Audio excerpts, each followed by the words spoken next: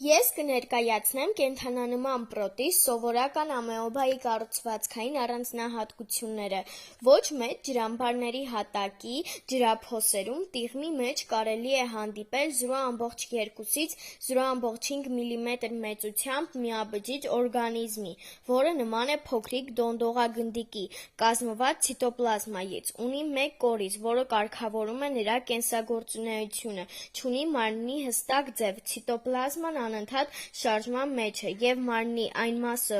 ուր ուղղված է ցիտոպլազմայի հոսքը, արտափքվելով առաջացնում է կեղծ ոտքեր, որոնց օգնությամբ էլ շարժվում է ամեոբան, անբարենպաստ պայմաններում առաջացնում է ցիստա, բազմանում է կիսվելով, շնչում ջրում եղած թթվածնով, ոչ պիտանի նյութերը հեռացնում կծկողական վակուոլի միջոցով։ Ուսանման պրոտիզներ, ջրիմուռներ, ավտոտրոֆ օրգանիզմներ են, ունեն գունանյութ, տարածված են ջրերում, երբեմն հողում։ Կարող են լինել միաբջիջ, քլորելլա, քլամիդոմոնադ, գաղութային վոլվոքս կամ բազմաբջիջ, կարմիր կամ գորշ ջրիմուռներ։ Ներկայացնեմ միաբջիջ, գնդաձև, առանց մտրակի, կանաչ ջրիմուռ քլորելլա կամ կանաչուկը։ Տարածված է քաղցրահամ ջրերում, ծառերի կեղևի վրա, խոնավ հողում և այլուր։ Արտաքինից պատված է թաղանթով, որի տակ գտնվում են ցիտոպլազմա, կորիզը և խոշոր քրոմատոֆորը, որը բջջին տալիս է կանաչ գունավորում, այստեղից էլ կանաչուկ անվանումը։ Քլորելլայի բջջում կուտակվում է շատ պաշարաննյութեր, սպիտակուցներ, ճարպեր, ածղաջրեր, վիտամիններ, հակաբիոտիկներ։ Այդ պատճառով այն բազմացնում է և օգտագործում որպես էժան կերակրամիջոց, կեղտաջրերի մաքրման նպատակով են աճեցնում։ Ֆոտոսինթեզի ընթացքում օգտագործում են արևի էներգիայի 10-ից 12%, մինչդեռ ցամաքային բույսերի 2%։ Այդ պատճառով այն օգտագործվում է տիեզերանավերում և սուզանավերում օդի բնական բաղադրության պահպանման համար, ինչպես նաև որպես սննդի աղբյուր։ Բազմանում է քլորելլան անսեռ եղանակով սպորներում։ Սնկանման պրոտիզներ հետերոտրոֆ են, սնվում են մահացած օրգանիզմների օրգանական նյութերով,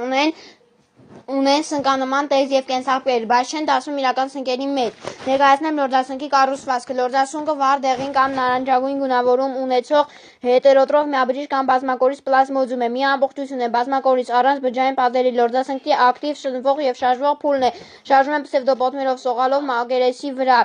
սնվում են բակտերիաներով կամ օրգանական մնացորդներով, բազմանում են սպորներով։ Լորձասունկը ուղեղ չունի, բայց կարող է լուծել խնդիրներ, գտնել ամենակարճ ճանապարհը մի քանի կետերի միջև։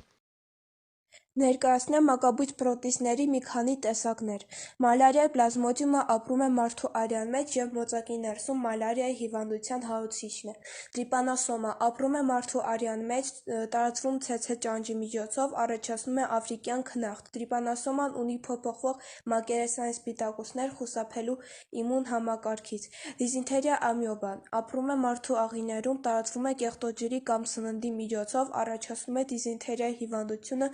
լորձաթաղանթների վնասում։